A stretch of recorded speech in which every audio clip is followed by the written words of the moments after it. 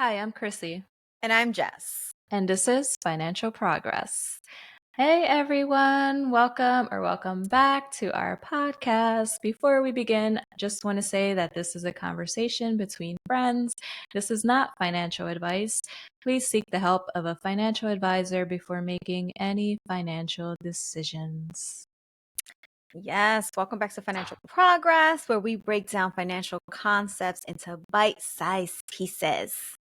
Yes, today we are diving into a hot topic, FIRE. So, has anyone heard of it? How about you, Jess? Oh, yeah. Oh, man. So I didn't actually hear about it. I'm going to say maybe a couple years into my financial journey. And I was like, what is this that people are talking about? What do you mean retire early?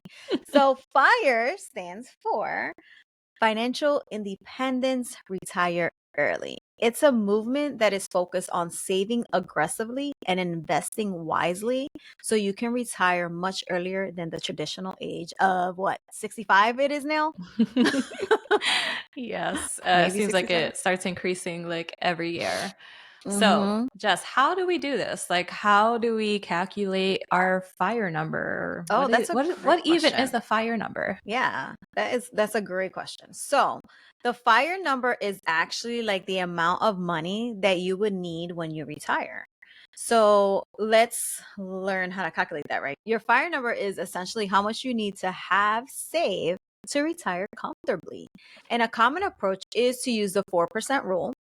This rule suggests that if you withdraw 4% of your investments each year, you could sustain your lifestyle without depleting your savings. Okay, got it. So, let's say you want to live on 50,000 a year in retirement. Mhm. So, to calculate that fire number, you multiply your desired annual income by 25. Yeah, yeah. So let's calculate that, right? So exactly. So in this case, you said $50,000. So you're going to multiply that $50,000 by 25. And that's going to give you a fire number of $1.25 million. That's some quick mental math, Jess. I can't do mental math like that. You know, finance. It's also smart to consider like some other factors like potential taxes, inflation, and unexpected expenses. So some people even prefer to use a more conservative withdrawal rate like 3.5, which means they need about 1.43 million for the same lifestyle. I did quick math too there, huh? Look at that. You go, girl.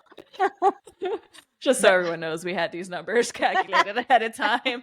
We are not math magicians how do you know? No, I'm just or kidding. mathematicians. I Mathematicians. call them math magicians because only magicians could do math in your head that fast. Yeah. Well, that's a great point. It's important to tailor your fire number to your personal finance situation and lifestyle. I personally think that I may have a little increase. Yeah, I think I want more than 4% because I'm going to be living it up. Right, right. I think we need to make sure that money's not going to run out though. So I think Mm-hmm. as long as you're withdrawing less than you're making, then that should be fine. So if And you're making a like rate of interest. return of Mm-hmm. like 10%, let's Mm-hmm. account for inflation and anything else, the cost of living expenses and anything else like that.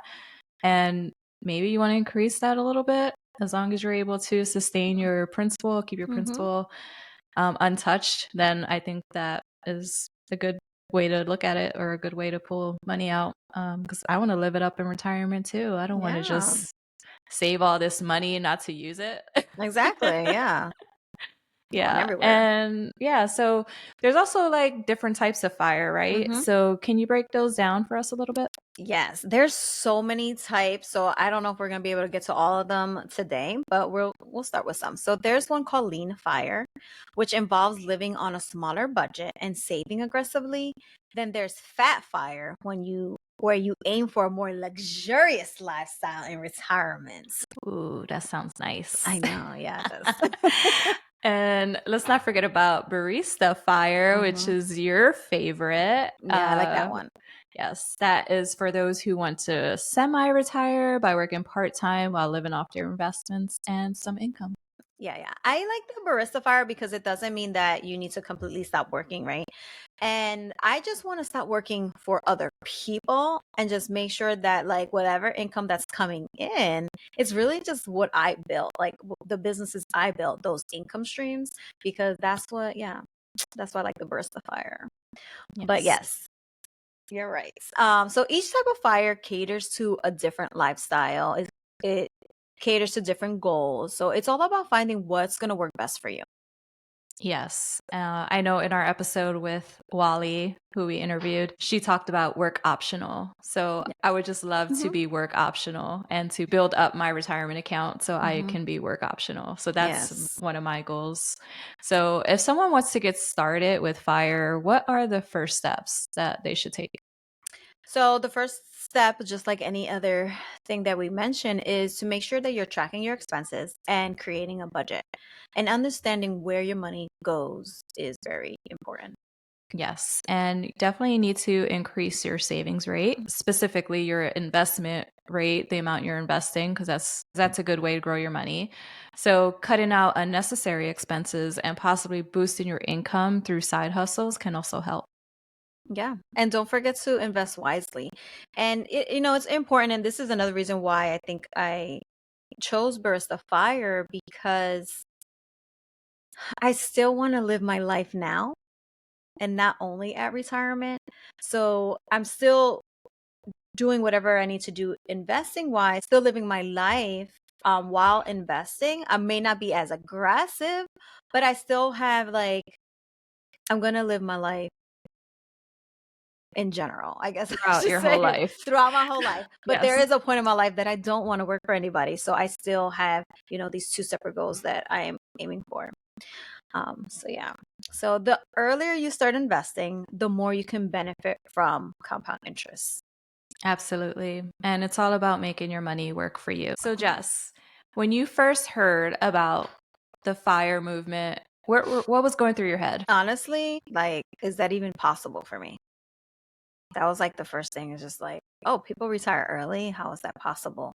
And since I felt like I was learning everything in my 30s, I just didn't think that that can ever happen for me. Mm-hmm. But then one of the things that, like, I don't know if you ever went into the investment calculator, and I was like, you know what? Let me test this out and let me see what I need to do. And when I started calculating, like, you put in how many years, you put in how much you put a month, and like kind of like your retirement goal or something along those lines. But at the end, it kind of like tells you, like, yeah, you can reach this by this date.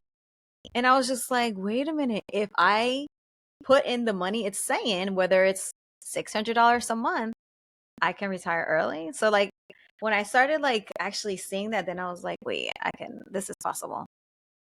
It's possible. Yes, Hmm. definitely Hmm. possible.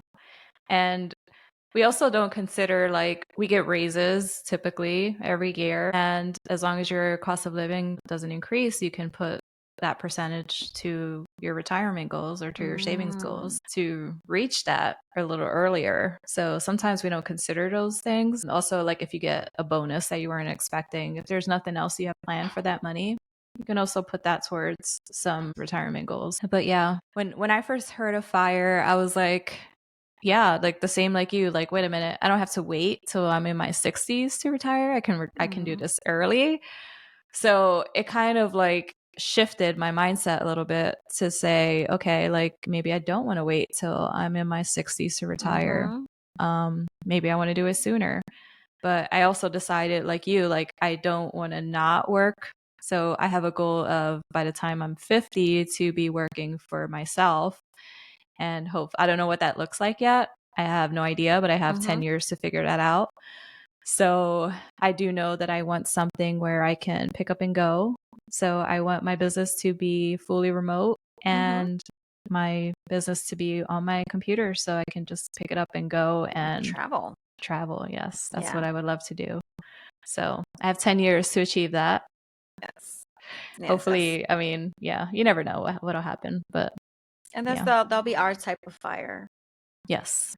And which is not, it's not bad. Like maybe We never know. Like, what if we have all these income streams coming in and technically we don't really have to work? That would be amazing. Yes.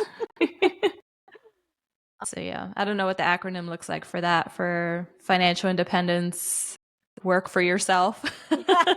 Yeah. Work for yourself. Eventually get there. Maybe even sooner. Maybe it'll happen sooner. You know, you never know.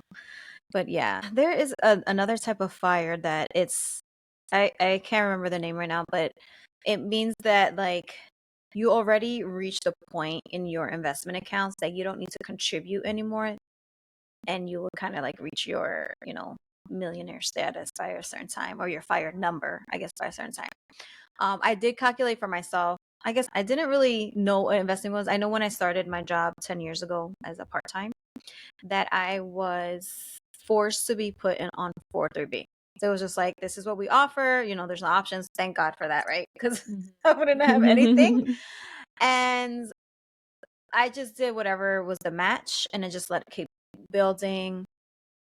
So I mean, I don't have too much money in there, but I did calculate that if I continue contributing what I'm contributing now into that 401k, that I will be at millionaire status at retirement age. So it's not technically retire early, but at least that I would have that as long as I keep contributing. Yes. So which also means that if I contribute more, I can definitely retire early. Yes. Amazing. That's great. So yeah. Yeah. So if you haven't already, using one of those retirement calculators to calculate what you want to do in retirement, or how much you need to retire, is very helpful to make sure that you're reaching your goals. And you could just search for one online, and you're sure to find some type of calculator that you can use. But yeah, I don't know if there's one I want to specifically recommend. I honestly, I use the same one all the time. I just feel like it's very simple. Calculator.net. All right. So Yeah. calculator.net, go there and plug in your numbers and see where you're at and what you need to achieve your goals. Yeah. What else And you then need to what they achieve your ask goals. is like, what is your starting amount if you have anything? How many years, I guess, you plan to retire?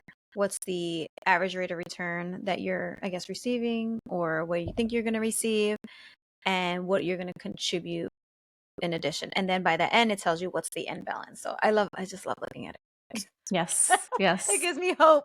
Yes. Definitely hope. Yeah. And I know this concept of like investing is very new to us. Like you, I didn't understand what I was doing when I first started contributing to my 401k plan. Had no idea what I was doing, but I was like, let me just do this because I want to retire one day. Let me just put money in here, but not necessarily knowing what was happening or what I was doing. But I'm glad I did it. I just didn't realize what I was doing. Yeah. Yeah. So it's good to have an early start with that, for sure. So that's why we're so passionate about just talking about personal finance with people. And the earlier you start, the better. So Yes. I hope this podcast resonates with the younger people and even older generations. But it's never too late. But the benefits of starting early are just phenomenal. So pass that information down to your children, your children's children, everyone, Yes, because exactly. it's just amazing information, great information to know. So yes. So well, that wraps up our discussion on financial independence, retire early. We hope that it gives you insight into financial independence and how to achieve it, and know that it's not impossible. Yes. And if you enjoyed this episode, don't forget to subscribe and share it with your friends. Come on, people. We need some love here.